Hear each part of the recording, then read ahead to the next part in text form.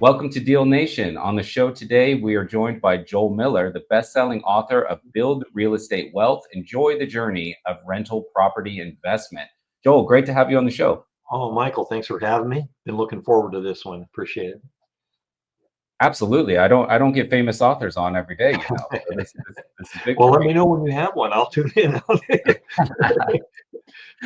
I want to talk about the book, of course, and kind of go through how people can use that as Mhm. a step-by-step guide for really building up their real estate portfolios and wealth in general.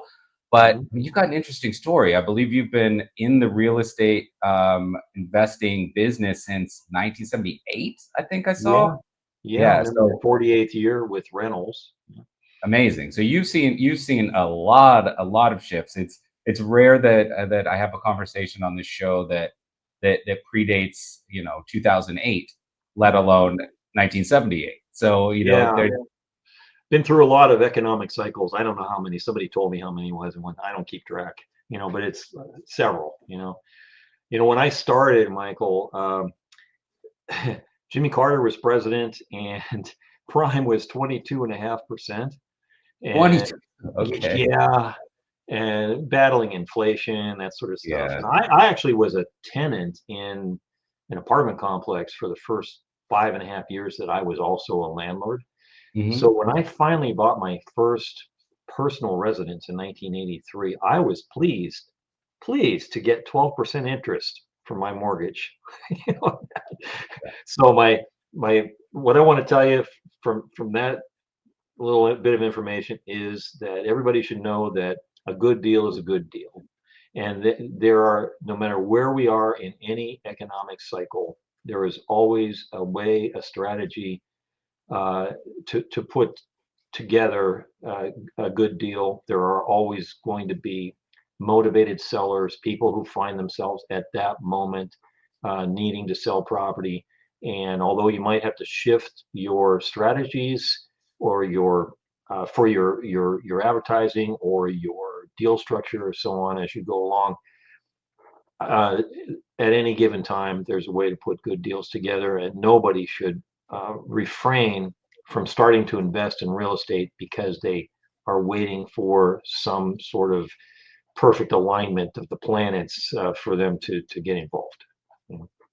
Yeah, it seems obvious, but I think it sometimes gets missed that entrepreneurship is it's you're building a business, and businesses in the industries in which they're in change. Now, when Mhm. I'm 47 years old. And I started doing marketing, 20 years ago. That the way that sales and marketing processes work has changed Mhm. exponentially in that time. And you could get in at any given time and learn what's new and adjust to what's coming next. And that's always going to be the case, right? So with real estate investment, if you look on Facebook right now and you start looking at all the groups, you see a ton of doom and gloom, right? Like wholesale investing isn't what it used to be. Land investing isn't what it used to be. The real estate market for purchasing rental properties isn't what it used to be. Maybe it will be again in 10 months or a year or whatever. It's Mhm. always not as good as it was and not as good as it's going to be. But that argument seems to always be true, whether it's 1979 or Sure. 1988, 2015, whatever. Oh yeah, yeah, that's true. When I started, I actually spent some time educating myself, which is something I cover in my book about how you need to get some education, and emphasis on the word some. Again, people should not think that they need to learn everything before they take their first step and start buying property or doing whatever they're going to do, wholesaling or whatever. Um, you will learn as you go along, and I also would emphasize that you need to get involved with what I would call professional organizations in your area. Other landlords or investors that are like-minded and doing the same thing you're doing or wanting to do, so that you can rub shoulders with them, and you'll learn as you go. You don't have to know everything to get started. But back when I was getting ready to get interested in real estate, we didn't have the internet or easy ways to research things. I was reading hardcover books like by Al Lowry and Bill Nickerson. Bill Nickerson was Ron LeGrand's mentor. I don't know if you know Oh, who wow. Ron Yeah. LeGrand is. Hmm. Ron got a copy of my book and he literally wrote a review on it. He says, I wish I would have had his book when I was getting started. You know, Love that. that's from Ron LeGrand, about my book, So, Yeah. but Well, for the YouTube audience, I know you've got a hard copy somewhere right next to you. Hold it up to the camera. Let them see. okay, yeah. There we go. Build Real Nice. Estate Wealth. It's kind of a big book. And in fact, we own it. We call it the big book because it's like 460 pages long. Most people, or most books in this genre are like 300 pages and they focus on a couple of techniques or like for buying property and managing property once you have them and the idea of what it's like to own real estate. But this book is kind of becoming like the go-to resource for people that want to change their lives with investing in rental property in particular. I will say right off before we continue with that, I started flipping houses in 1991. I flipped over 100 houses. So although this is a book primarily about rental property, I do have a chapter in there about house flipping. And when you get to the end of that chapter, there's a QR code that you can follow the link to for the how-to of house flipping. I didn't want to put all the how-to stuff in a book that's primarily about rentals, but it's uh, it it's got everything from starting with like mindset, which we call like the vacant lot, just thinking about investing in real estate. But I will say that reviewers are saying this is not the kind of book that you read and put on your shelf and say, "Oh, that's cool. I got that book. I had that." This kind of book you buy and you park on your desk because you're Yeah. going to refer to it. Um, because it's written for not only the established investor who's looking for something to supercharge whatever portfolio they already have or process they already have or so on, but it's also for people that are thinking about possibly maybe perhaps getting getting involved with rental property. It's for people who don't think they've already thought about it and they've decided that real estate is not for them. But one of my main points is that real estate doesn't have to be an either or thing. You can choose to get involved with rental real estate or flipping houses or wholesaling houses or property and so on, while you still choose to not give up something else that you have a passion for. And my example is my own experience because I don't have you talked about it's not often you have a best-selling author on your program. Have you ever had a disc jockey on your program before? I don't think so. Yeah, No. well, Yeah. you do now because I was a full-time professional mobile disc jockey for 35 years. I started Wow. that only, I bought my first rental property about a year and a half after I did my first DJ appearance back in 1976. And I did 5,051 appearances in 35 years and pioneered that whole business in this part of the country. And I wanted to be an entertainer, but I also knew that I wanted to have more income than what that was providing me. And I wanted to bolster my retirement because my retirement was completely up to me, as you probably know if you're self-employed, you know. And so my point was that I I was able to start and maintain a rental real estate business while I was still performing. Now I retired in 2011, and since then I kind of ramped up the property investing and so on. And in 2018, got involved with hard money lending. So I lend to the other investors in this area, which gives me great pleasure to be involved in that. They're part of their equation for doing what they're doing. And then ultimately started writing the book, which came out last fall. But here's what I think would resonate with your listeners who I think like to have systems and things. One of the Hmm. reasons why this book is allowed to be as big as it is, because everybody says, oh, I can't read a 460-page book. I'll never get through.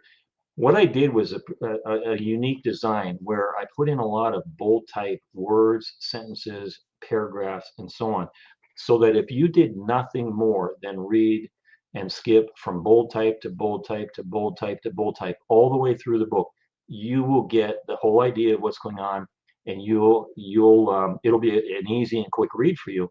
And if you want to learn more about what you just read, then just stop and read all the words. But the other thing I will tell you about people who like systems is the reason why it's kind of a reference book is because it has over 150 different bullet point checklists that cover all kinds of aspects of getting involved and remaining involved in this type of business. So like everything from like the questions to ask people that are calling to inquire about an apartment, the questions to ask references, the things that you need to do when you're doing due diligence on deciding about whether to buy a property, preparing a property to rent or sell. Even if you're really getting started, a list of the tools, the basic tools that you would need, kind of maintain at the beginning of being a landlord. But it covers, like I started to say, everything from mindset through forming a business entity. We actually take time to talk about that, and that's important no matter what phase you are in. If you're a wholesaler, if you want to be in rentals, if you want to be in flips, talks about not mixing those activities together in the same entity, the different types of entities that you could have. The LLC is not the only thing. There are other business entities, but we're talking about That itself could be a book. So, yeah, right. actually fit it into the big book is great. Yeah, and finding and negotiate financing deals, preparing a property to rent or sell or wholesale. Finding tenants, managing property, managing tenants. Property management and tenant management are actually two different things. The property management is more related to physical property. Tenant management is, dealing with people. We talk about the tax implications of being in this business and the different ways that you can be in this business, the different types of tax implications. Preparing financial statements. Now, here's something that everybody needs to get good at, and that's preparing financial statements. And if you're not able to be good at it, you need to connect with somebody that is, because you might be good at doing all the things that are necessary for wholesaling property or fixing property or finding property, maybe even financing property. But if you are not good at presenting your financial position to lenders, you're going to get stalled, because at some point you're actually going to need to put on a good face to what you're doing to an institutional lender, in other words, a bank or something like that for larger properties, as well as individual sellers that you're going to do seller financing with. And so my background is in accounting. That's what my degree is in. And I had an accounting practice for a while before or at the same time at the beginning while I was, starting the DJ business and buying rental property. And I sold that eventually. So my background in presenting this whole personal financial picture thing is from an accountant, and I give you all my techniques. That sort of thing. Great. Yeah, we have some partners, people that have been on the show that run even do fractional CFO work, right? Because it's the accounting side of the business is it can get messy, and when it does, it can cost entrepreneurs hundreds of thousands of dollars over the course of the year just by not having systems and efficiency in place. Yeah, not only in making this hundreds of thousands of dollars we're referring to. That's not only just from making mistakes and running your business. That's in lost opportunity of deals that you didn't get because you couldn't present your financial position the proper way. So that these underwriters in their 20s and 30s that are working in banks that are just trying to check boxes and go home at 4 o'clock, that are making financial decisions about your future, and they don't even own property. So you got to make it easy for them to check their boxes, and present the things that they need to the ratios and so on that they need to have to stay within the banking regulations and the protocols of the bank they work for. So you've put together, you're that rare author that actually wants people to dog ear the pages and highlight things and keep it on their desk. But before you got to this position and you had this, obviously with all of the investing you've done, put together this wealth of knowledge. Let's go all the way back to the beginning before I get some kind of practical advice from you. Walk us through a couple of your first rentals and sort of the learning the hard way kind of lessons that you had to go through to help you really learn what it has become sort of the pillars of your book. Sure. Let me preface that by just telling you that I had a couple of things that happened to me in about eighth grade and junior high that really set me on the paths, the two main paths I was going to have in life. Number one, an investor built four-unit apartment townhouse buildings on my paper route at the edge of the subdivision that I lived in.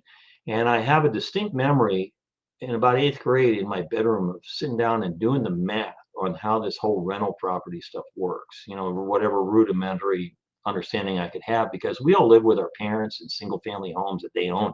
And these are just some lots at the edge of the subdivision that nobody built on until somebody put these rental places on. And I thought, oh, so they don't own that and they pay to live there, it's whatever I could understand.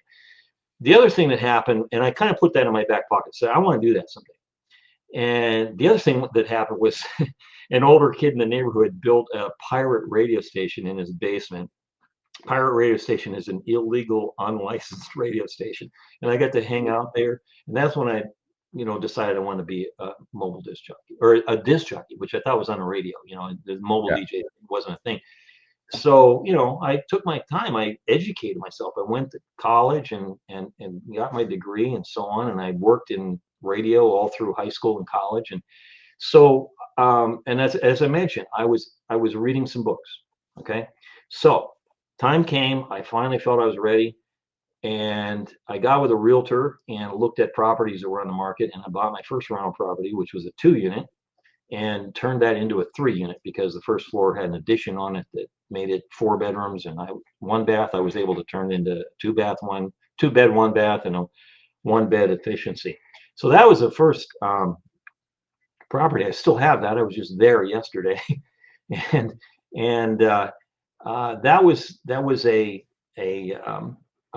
positive thing to do, is to make more units out of the property. But the first mistake I made was that I didn't know how to rent this thing out, and I ended up renting it to people that, sure enough, I evicted my very first tenants.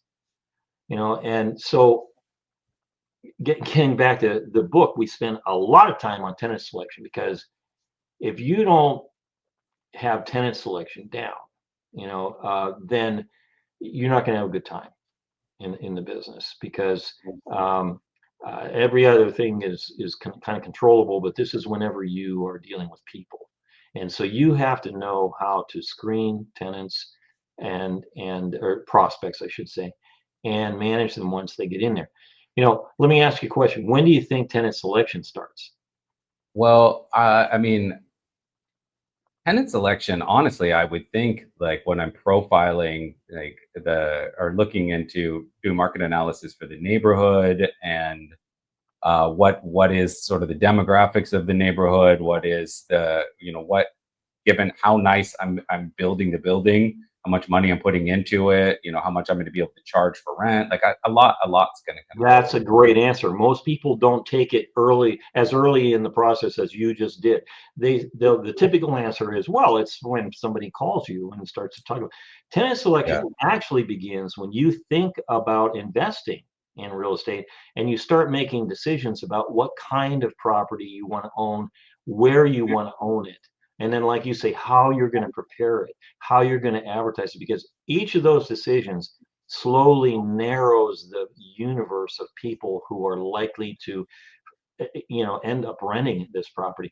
Tenant screening kind of begins partway through tenant selection. Screening is when you're actually interfacing with a live person or their application, and starting to make decisions based on their information of that You particular. probably won't find this funny, but I've been on the flip side of that. I remember I lived in Los Angeles, and I was in my early 20s, mid 20s. And Mhm. anytime I'd go to look for an apartment by myself, I kind of struggled because I was a young guy in his 20s. Mhm. I had a good job. I was a professional, but they were like, he's in his 20s. He might be kind of loud. There might be parties. There was assumptions about it because Mhm. I was, a single guy in my mid 20s. A little bit later, I was in a relationship, and this woman and I were looking for apartments together. All of a sudden, the gates opened. Everybody wanted to rent because we were Mhm. a safer bet. And so we even Mhm. even went to like a couple of open houses at houses we could never afford, just because it was, we had an open door to go look at those things. I Yeah. would have been shushed out immediately, but I fit that, like, Mhm. positive tenant profile. Yeah, yeah. As you grow through life, uh, assuming you are making good decisions, you slowly make yourself more attractive to all kinds of um, types of businesses, whether they are lenders or landlords or um, uh, car dealers or whoever, Yeah, and of course. yeah, that just harkens back to the importance of making good decisions in life, Yeah. because So some decisions end up on records that are public records that, let's go back to landlords or finding apartments, that landlords will see whenever they evaluate your application, like eviction records or just general landlord tenant court actions. They also want to know that you're not always suing your landlord, you know. So yeah, So I'd good love to decision. walk through some of what you outline in the book in kind of a use case example that fits our audience. Okay. Okay, so a big portion of our audience is um, investing in wholesale real estate. So what they're Mhm. doing is they're identifying distressed properties, getting those properties under contract, and then in most cases finding a buyer who's likely a developer or a fix and flipper to take on the purchase of that property. So the assignment fee that they get in between is the difference in between. So on a national average, it's about $25,000 per deal that they get. So they're looking to get as many of these deals as they can because it creates a cash flow vehicle. Mhm. However, once they become really successful, right, now that's a lot of cash flow coming in, and that money needs to be redistributed or diversified. And so most successful investors really start to diversify their portfolio. Some will get into fix and flips as an exit strategy, and they'll just Mhm. take on the property and get the higher margins fixing and flipping it. But that both of those cases, what you're getting is an influx of money, but it's not consistent income, right? I think you said that Right. you still own your first rental property. I can't even Yeah. imagine how much the rents have gone up on that place Oh, since you yeah. It's since you worth first. multiple times what I paid for it. And the profits over the years have bought it for me over and over and over again, you know. So that Because argument I don't right have a there, mortgage on it anymore, you know. So right? So yeah. it's that argument right there in terms of like the goal to build generational wealth of, if I take on a certain number of doors, each one of those doors is going to gain equity, and Mhm. each one of those doors is going to create semi-passive monthly income. Still got Mhm. tenants, still got toilets. There are things that need to be dealt with, but semi-passive income coming in so that if my core business of wholesaling slows down, I still have money coming in the door. It's a Yeah. safety, right? Mhm. So with that sort of profile in mind, let's say that I'm an investor. I do north of 50 deals every year. So I've got a solid amount of cash flow. I've got lending options, bank lending options, and I'm looking to add 5 doors or five properties in the next 18 months. Mhm. Um, and I want to engage you to help me kind of build out, the checkpoints that I need in order to stand up that 5 door project. Can you help me with that? Yeah, the first thing I would say is that I really admire these wholesalers because they probably because they didn't have much of their own capital to just go out and invest in the property and hold on to it. They have chosen to develop the skill of finding properties and getting them under contract at the the bare minimum probably that anybody could get the property for. And they you know, they can turn that property over to an investor that doesn't want to take the time to learn what that wholesaler knows, or take the time to do what the wholesaler does. And so that's why they're willing to pay that spread there, because um, you can't just go to Walmart and take a foreclosure off the shelf because you're ready for the next one. You have to have deal flow in this business to stay alive. But I don't know. I have to, I know you know your audience, and I only know my investors around here. I don't know of any wholesaler that ever got to the point that they were doing 50 deals a year, because by then it's always their objective to do what you were just suggesting, is own property themselves and use their skills that they have to continue on finding deals, but holding on to them. It seems like every wholesaler's objective is to not be a wholesaler anymore.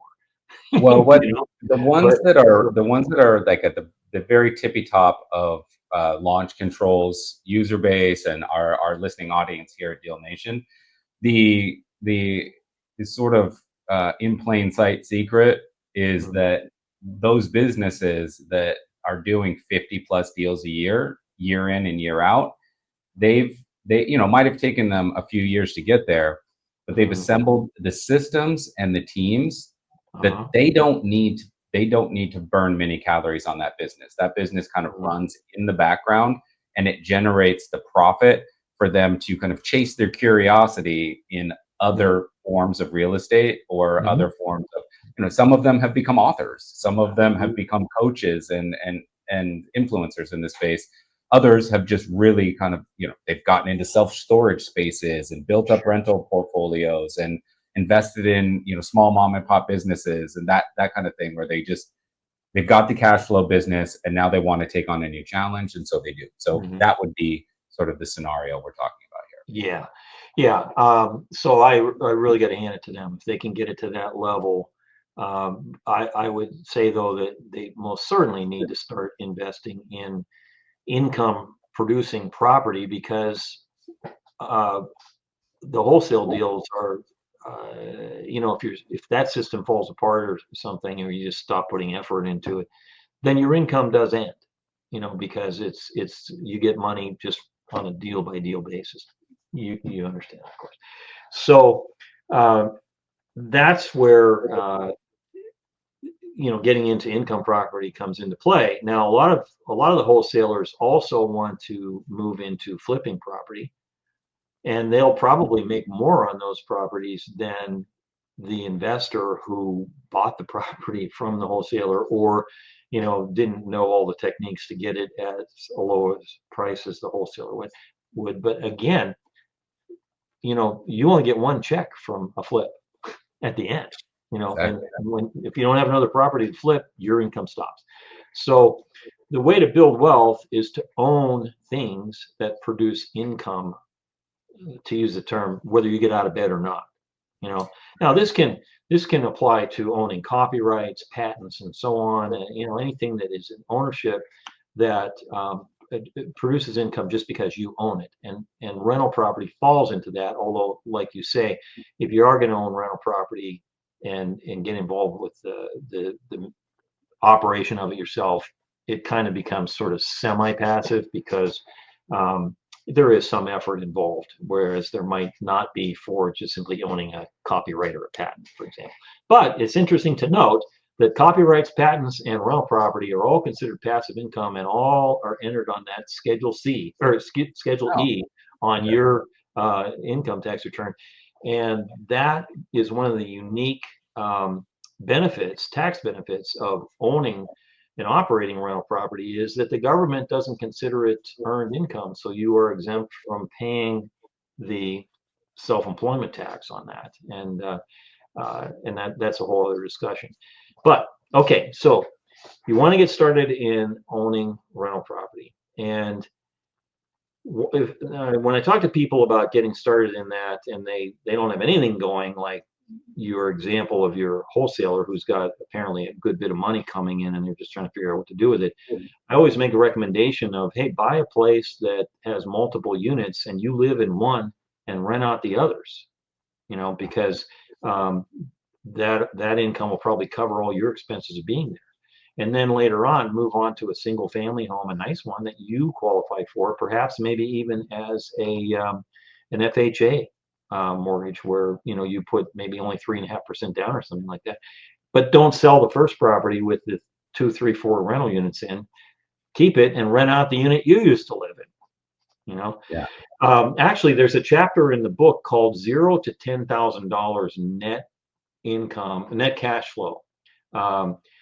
How to go from $0 to $10,000 per month net cash flow, and that takes people through an imaginative scenario of that starts with, just like I was saying, where we got a guy that he makes $40,000 a year from a job, and he's a tenant. We're starting him out really low, and we get him into owning a place that he's a tenant, or he's living in one of the units, and then he owns a single family home. And as he goes through this building this cash flow, different techniques are used for buying the properties, and different sizes of properties. Like, for example, a 2-unit versus like a 4-unit in there. And we talk about going from doing seller financing. In other words, finding people that want to sell their rental properties, already exists as a rental property, and they are willing to sell it and hold the financing. And as well as getting bank loans and so on, and putting varying degrees of percentage of money down on these deals.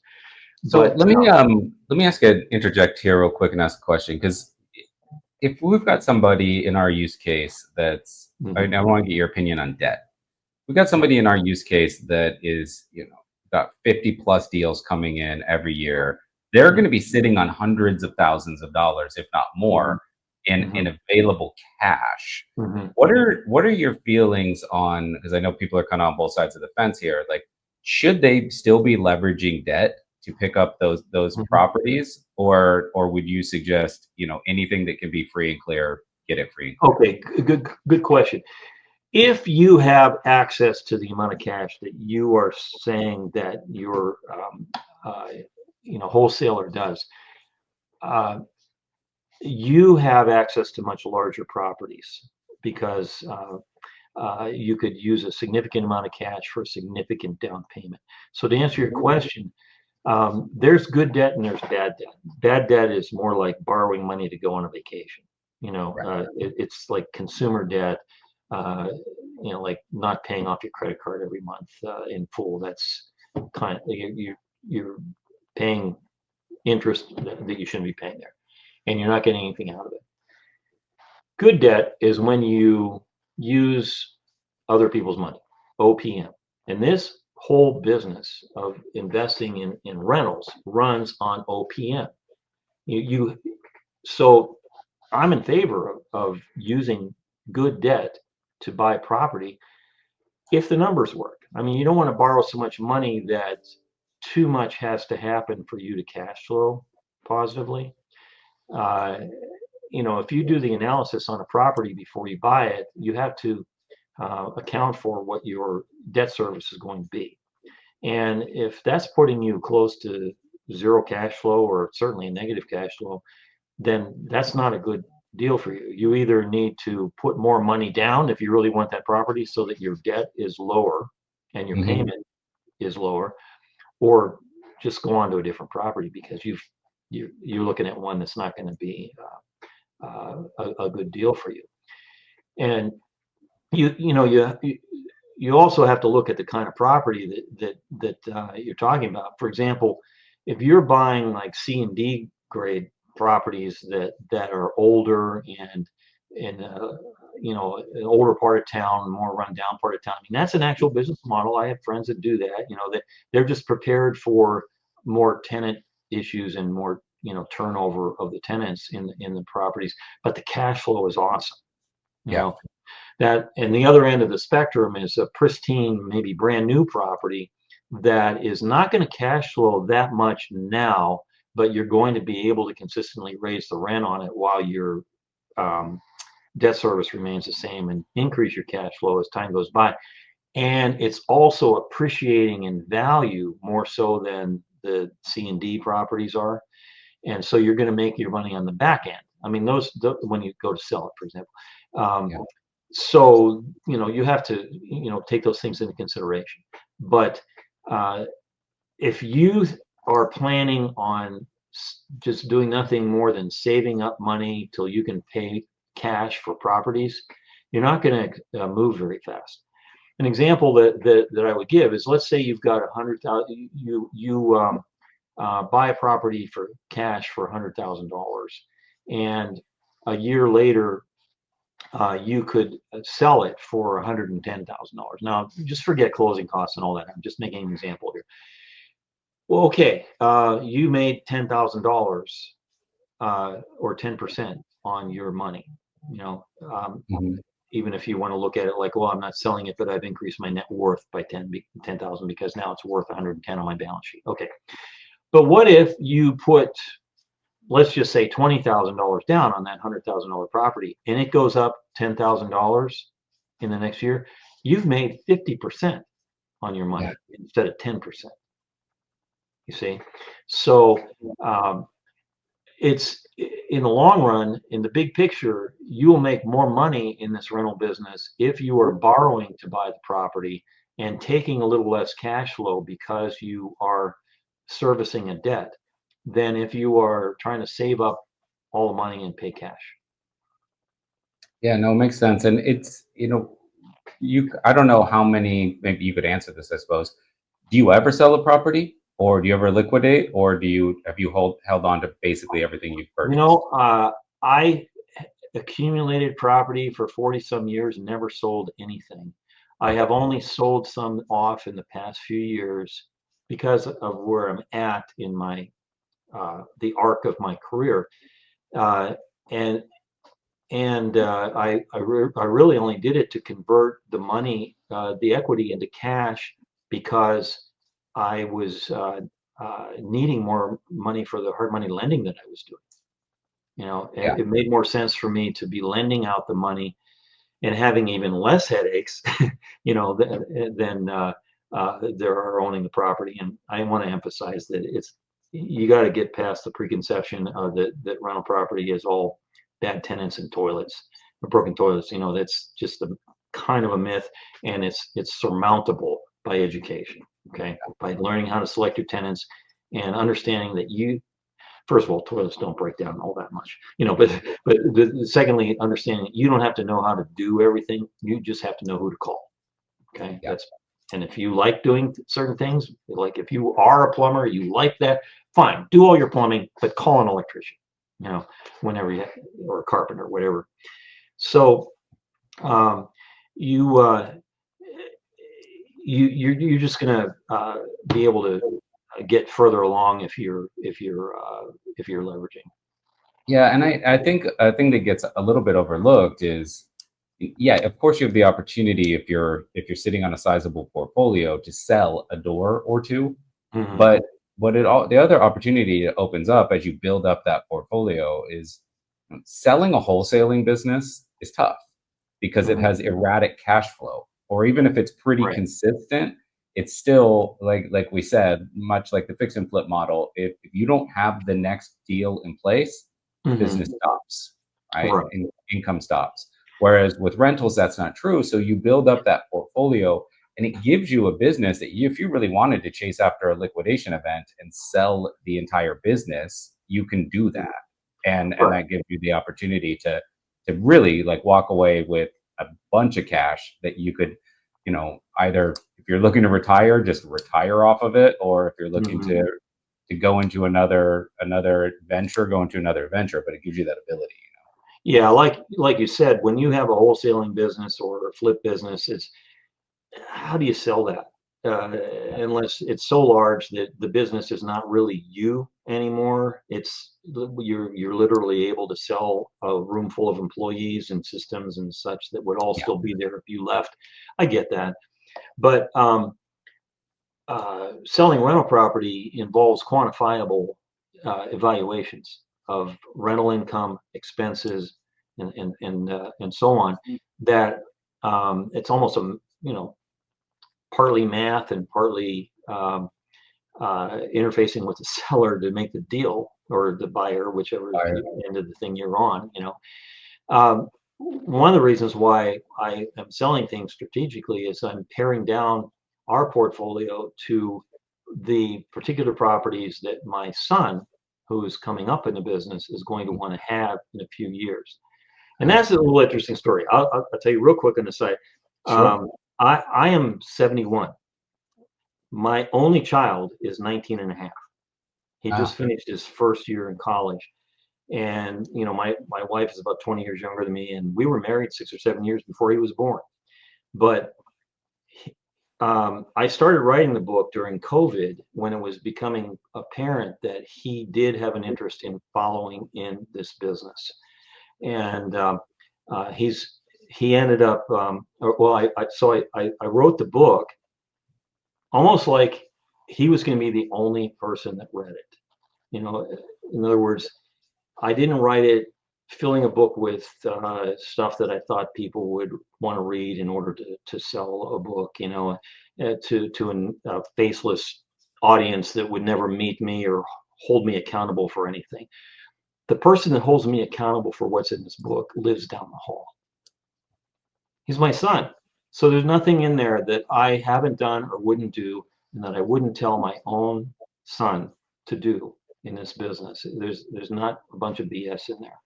So the result was he graduated from high school in June 2024, bought his first rental property about a week after he got out of high school. And he's he just finished a freshman year at Penn State branch campus here, in the very highly rated business department that we have at the branch campus here. Yeah. And he bought a second rental property during second term of freshman year. And now, as his summer job, he actually works for one of the other larger landlords, just so he can go to work every day and do something different on somebody else's rental property or flip or whatever. I mean, this landlord is also a property manager and manages other people's property. So sometimes they're working on property that this landlord doesn't even own, because I don't have the projects going on right now to send him out to try to learn how to lay floor here, how to paint this, and how to plumb that. He goes and learns that, while he's finishing his education in college. And when he's out in a few years, he's going to buy our whole portfolio.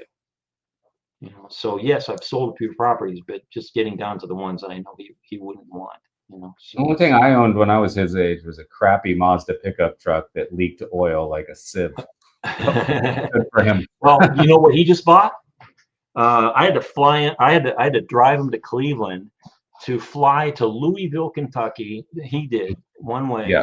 To buy a 2022 Mustang Turbo that he bought all on his own, and drove home that night from Kentucky to Pennsylvania, and that's his college car. Love it. Because he has rental income. Yeah, exactly. All right, so we're gonna put everything in the show notes, Joel. I really appreciate you coming on. Let's get your last kind of words of advice to people, and then of course, like where they can pick up the book, and start dog-earing those pages and highlighting those passages. Well, they can see what's in the book at the webpage that's dedicated to the book. It's very simple. It's joelmillerbooks.com, and JoelMillerbooks.com. And on there, you can click on a tab. It'll show you the whole table of contents, which is detailed.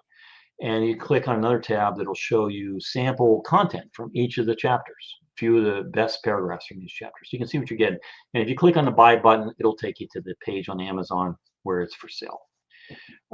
So that's what I would encourage you to do. And you can find me on Facebook, Instagram, LinkedIn, X, all that stuff. But as far as advice, my advice is this: don't take advice from anybody that you wouldn't want to change places with. It's as simple as that. And I discuss in the book some philosophical things about the difference between riches and wealth. And you have to understand, because this, yes, this podcast and books and this, it's kind of aimed at, okay, let's make money, but you got to understand that there's a difference between just having a lot of money and actually being wealthy. It's like the difference between knowledge and wisdom. Knowledge is you have the facts. Wisdom is you know how to apply the facts to do good.